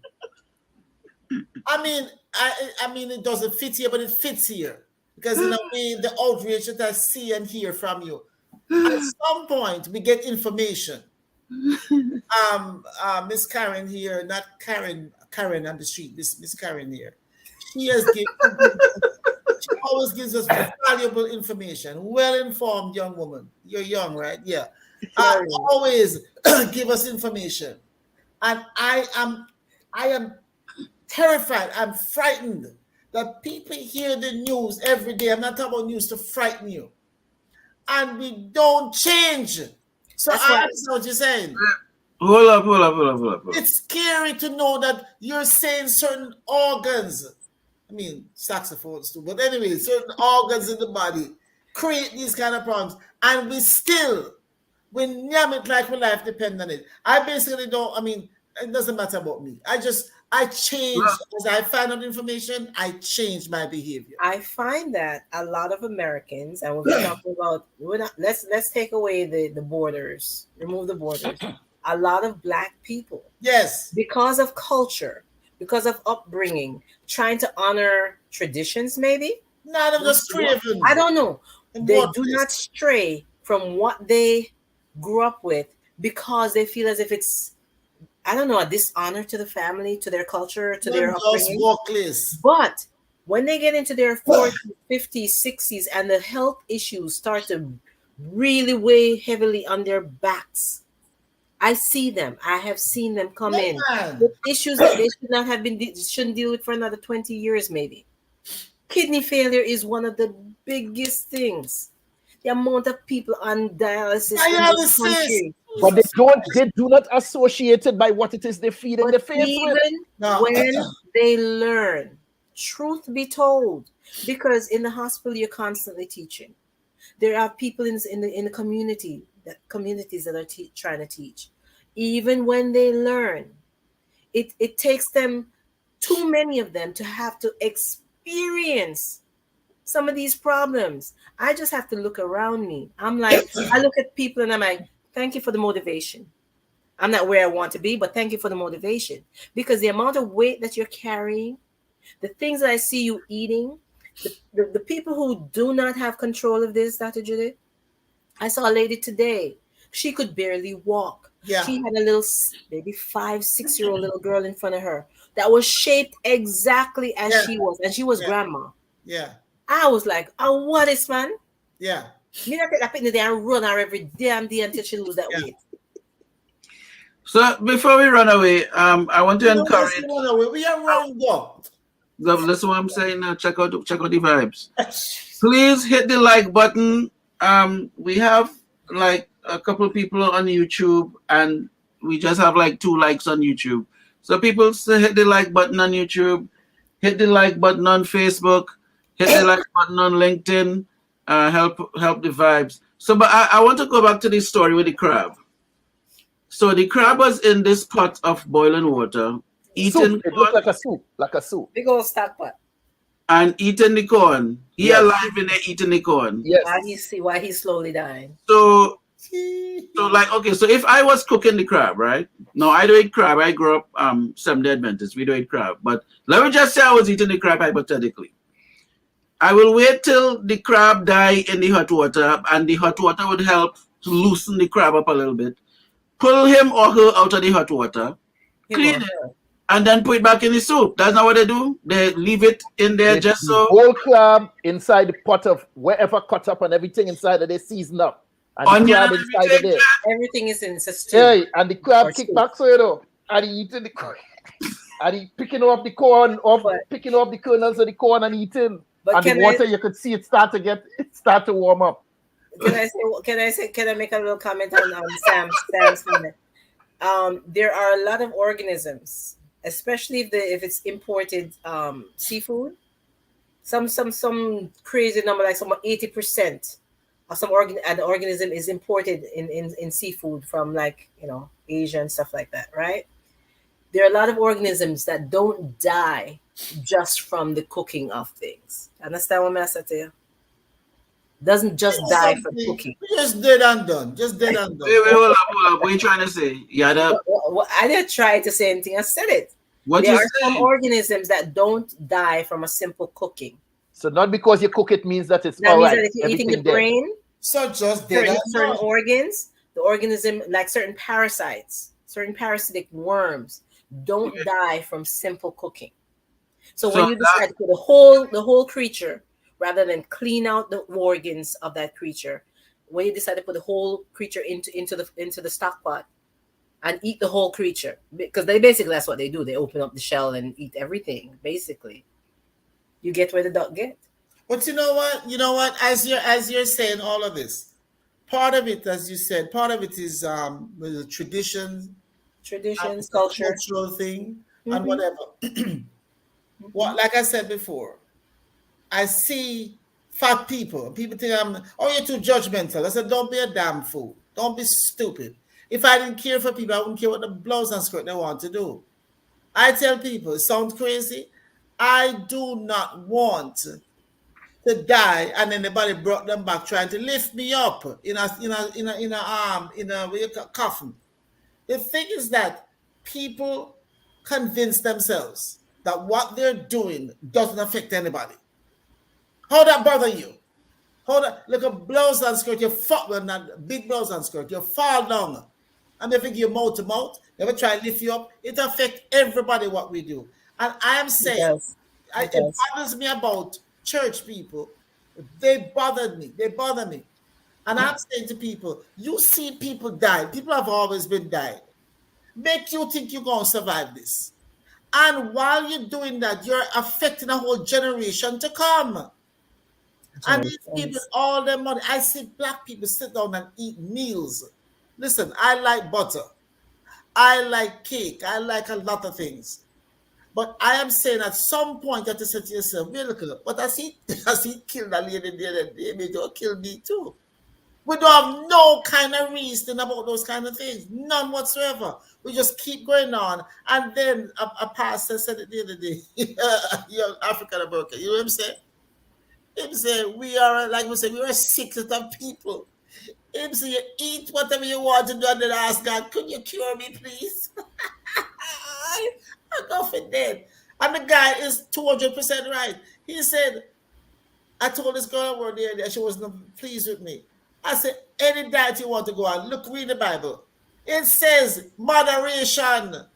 It has the rules in there, what not to eat and what to eat. It is right there. And we eat and we do everything we want to do. And then we come on the 600-pound show and we become celebrities. They need somebody to beat them with a wet belt. But we accept this garbage. We accept this foolishness. And then what I like is when they say they're going to get a Diet Cola, and a piece of cake. With the 4,000, 5,000 calorie meal. Yeah. And people, and I tell you something, people watch me at work because I have a certain amount of, what you call it, fiber in the mornings. I even have prunes. I don't have the dates, but I have prunes. And I eat certain things, and I'm not saying I'm doing this perfectly, but I'm not if I fell right now, my son could lift me up. I just don't understand when we get the message that this stuff is that, like you said, I mean, I don't really like to hear it, but I have to face it. When you talk about the organs and all these things, it'll make me don't want to eat nothing. No. Simple thing of shrimp. People buy shrimp and the shrimp cook and everything in the shell, which means them people never clean that shrimp because it's still there in the shell. Right. They never cut it open and clean out the inside. So you think fish don't go to the bathroom too? Fish don't poop? Fish don't have shrimp don't have internal organs?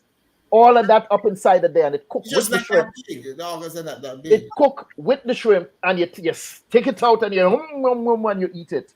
And I ask people again, and I say this without apology, and I ask you, if you wake up 2 o'clock in the morning and turn on the lights in your kitchen, and you see 2 of them lobster, 3 crawfish, and 4 shrimp running across the floor, would you catch that and eat it? You know, now that you say that, Mr. Henry, one of my brothers told me this story. He said there was a man very drunk in Jamaica, very, very drunk, and he went home at night, and the light was off when he walked in because he was very drunk, and he turned on the light, and his dinner was on the table, and there were certain creatures dwelling in his dinner. And he said, what a backside. And he shut off the light and yam it. So, roach don't have bone. Sometimes that's how you have to do it. Just turn off the light and eat your food, yes? Work it out.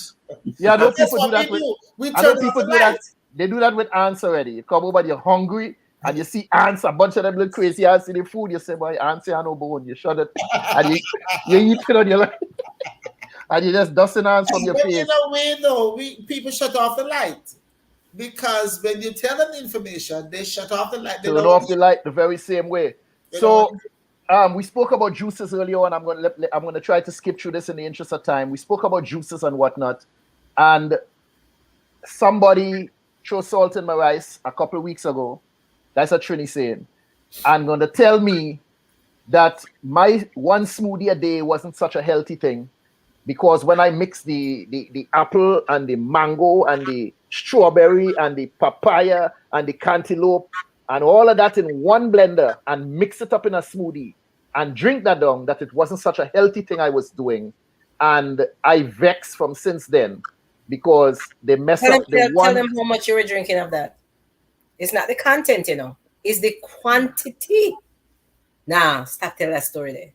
But so I was told that it is not such a healthy thing I'm doing by drinking a smoothie a day because of this. Karin, explain that for people, please.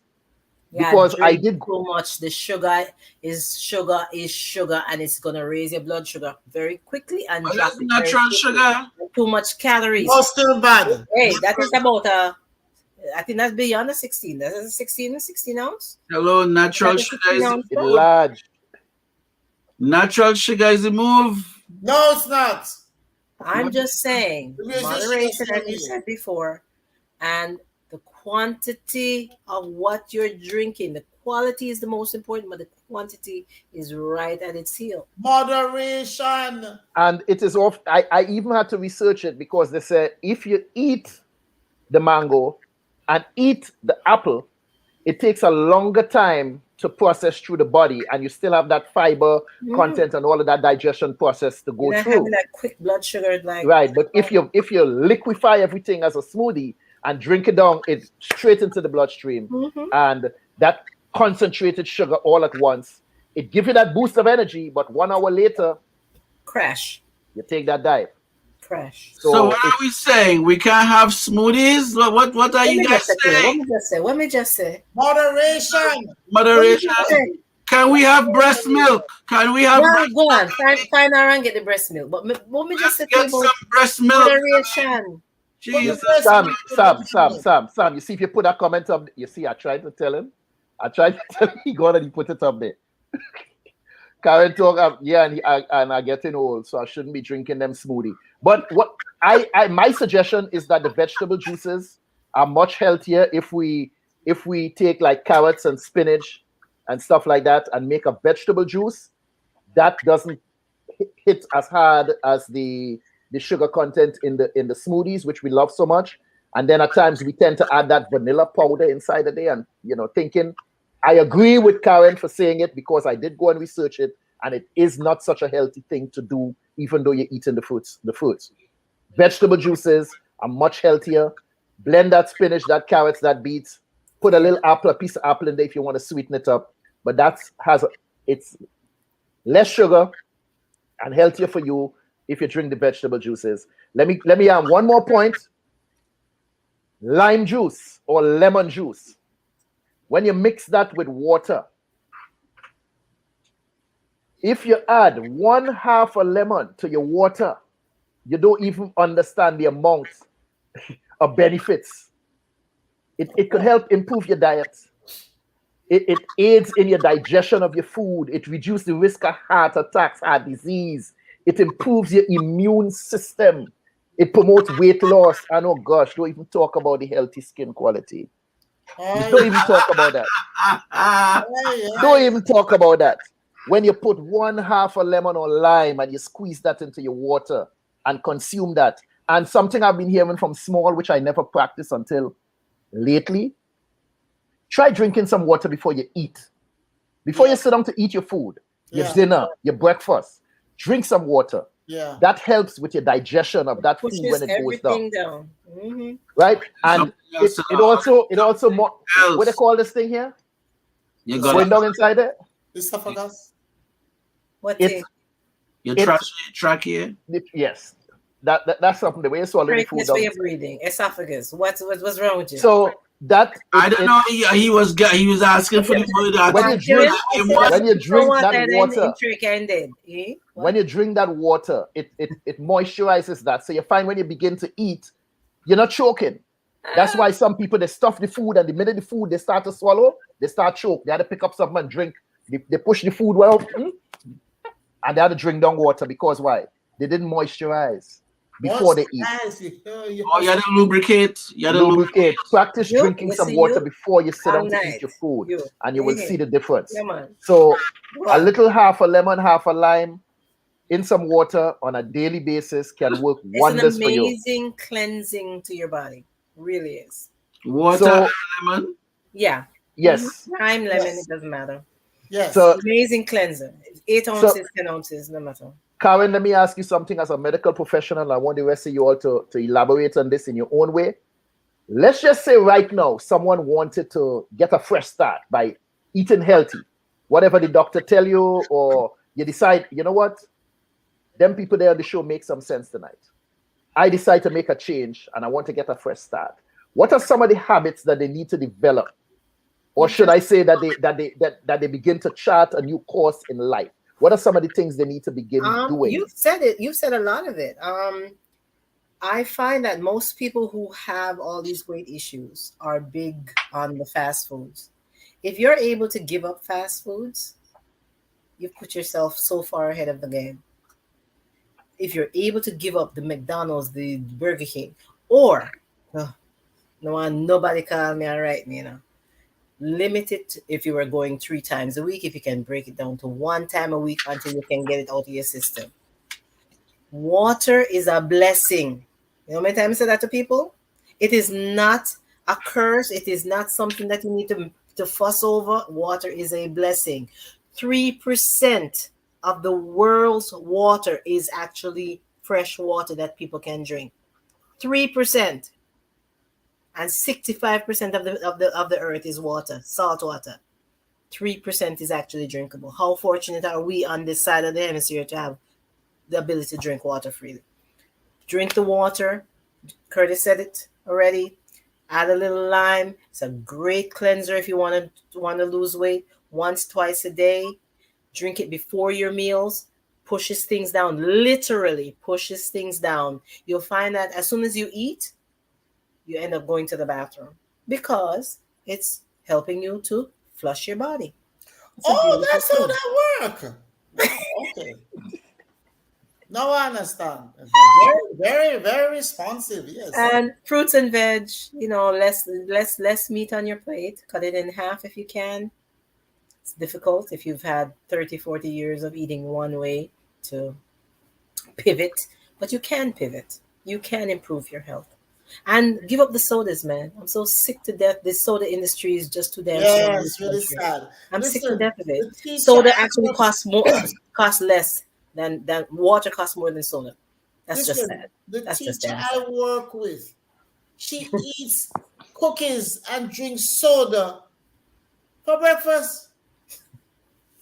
And then she tell you, she have IBS, she have this, she has this, she have that. I was saying to her, but you're sick in the head. Exactly. I even see her too. I secretly eat it like she has the drug addict because it's a sick one.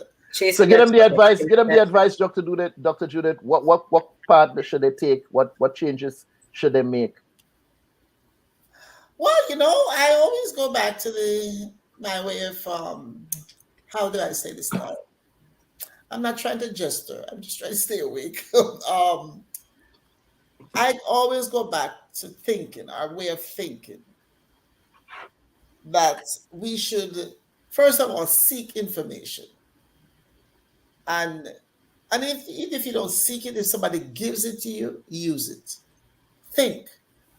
I believe that one of the greatest problems we have in this world is self-denial. We deny everything. We deny the things that are best for us. We deny everything. But I think before you can physically put something into action and how you eat it, you have to change the way you think. You have to look at your family's culture and say, listen, man, I can't tell you, because I'll tell you, I like Popeye's chicken. But Popeye's chicken will kill me if I have it too often.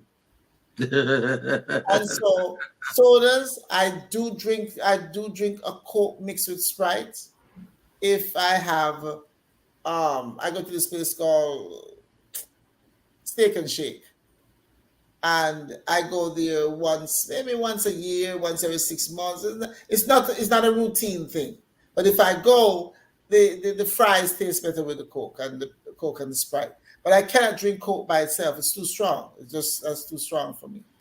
But most of my drinking, and this is the best I can tell anybody, is how I live. If you come in my house, Taryn and I have a case of Coke, a little cans, been in the pantry. In July will be 2 years.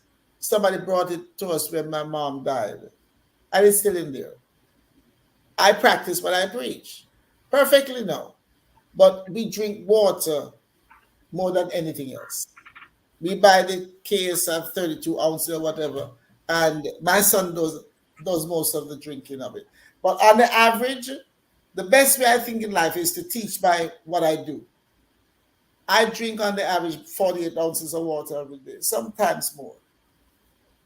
It's good for me. My system feels clean.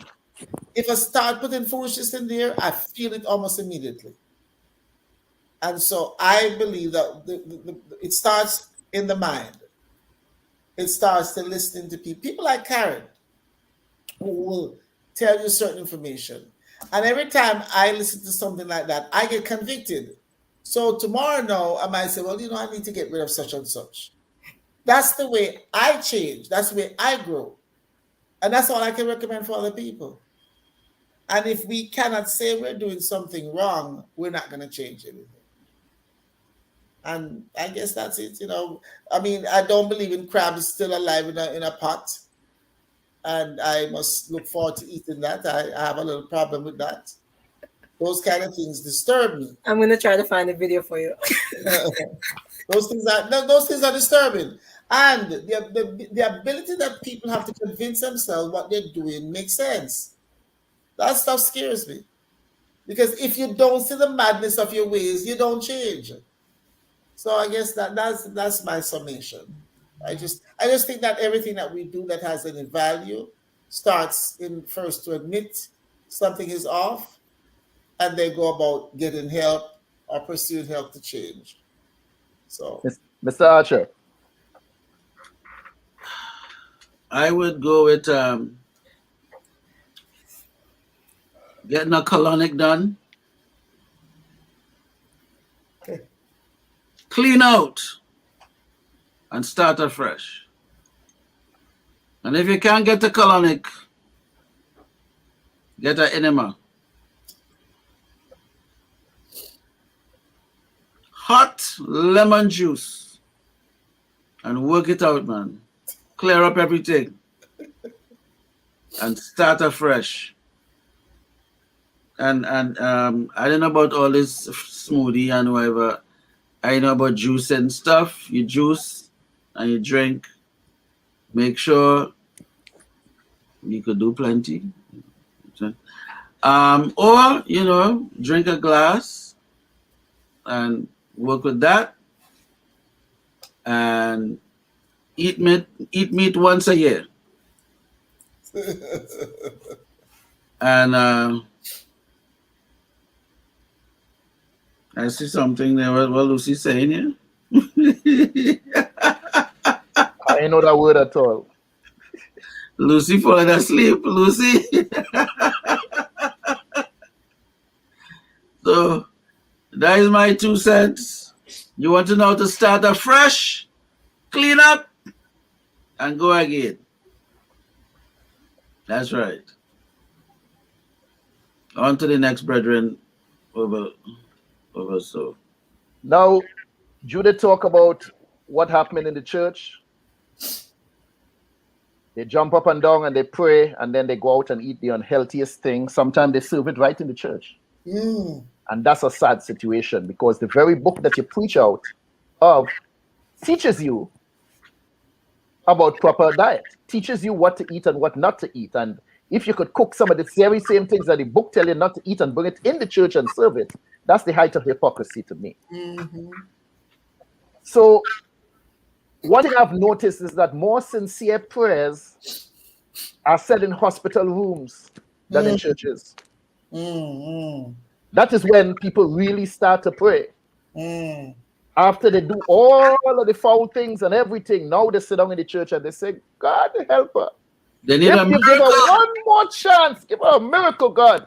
But all the while, the person doing the foolishness and eating unhealthy, you're right there with them, chastising people like me because, no, you don't tell me what to do. Follow your tradition. But what most people doing, you're digging your grave with a fork, sending yourself to an early grave with preventable diseases that you need not get, sometimes at an early stage in life. Be careful, people. In church, they're praying about going to heaven, but sometimes they need to teach people how to delay that transition for as long as possible. You preach about getting to heaven, but you don't tell them slow down. Otherwise, you might get there tomorrow based on the stuff that we eat in. Sam said clean out. Yes, clean out your system. Take a purge. This is something we used to do as children. Our parents used to do to us as children, especially when it's time to go back to school. We used to eat a thing called Brooklax, which was I don't know what it made of, but it looked like chocolate to fool the children. Make you think it's a piece of chocolate you're eating. That chocolate. A couple hours later, that chocolate coming out. Or drink some Epsom salts. 1 tablespoon in a glass of warm water. Drink that and go to bed. Stay close to the bathroom. Because whatever is backed up inside you there, it's coming out, and it's coming out with a force. You need to flush out your system. So if you're beginning now on that path to better eating and better health, the first thing you need to do is cleanse your system out. Because trust me, some of you all who listening to this right now or who listening to it in the future, take a purge. And when you're done, turn around and see what it is in that bowl behind you. You might look around and see corn. Corn on the top. Flush it quick. Hold on, no. When you see the corn, ask yourself, when is the last time you eat corn? 1980 something. And you just pass it out because why? That corn hang on to the walls of your intestines and it ain't coming out because of some of the other garbage you're eating. Flush your system out. Flush it out. And like Karin said, not all the cooking in the world could get rid of some of these parasites. What you eat, because what you eat might be eating you. Hey! Peace and blessings. Bless. Hi, I'm Dr. Judith Barnes. I'm an author, a playwright, poet. I'm also a broadcaster by training, and I recently found out about 2 years ago that I can paint paintings, which means I paint sceneries, I paint landscape, I paint animals. I have just discovered, and so that I can do this. And so along with all the other gifts and talents that I've been blessed with, I have paintings, and they are on view and for sale on Etsy and also on Facebook. And if you desire to order any painting or order one of my books, because I'm also an author, please give me a call at 470-564-8267. That's Dr. Judith, and the number again, whether you want to just talk to me or order one of my paintings or one of my books, please feel free to call 470-564-8267. Thank you.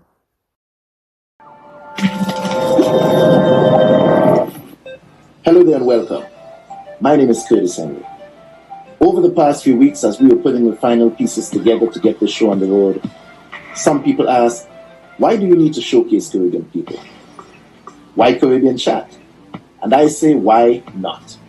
Because we as Caribbean people have worked too hard, come too far, and suffered too long for us to continue taking a backseat. It's time for us to rise up, speak out, and show the world the value and the richness of our culture. So I'm providing a platform to showcase the history and culture of Caribbean people in entertainment, the arts, politics, sports, and economics. We will explore the many profound contributions they have made to society.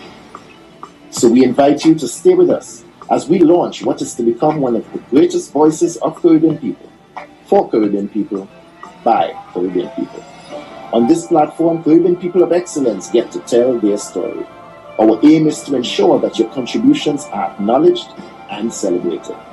Welcome to Caribbean Chat. So make sure you like us on Facebook, follow us on Instagram, and be sure to hit that subscribe button on YouTube. We are Caribbean Chat.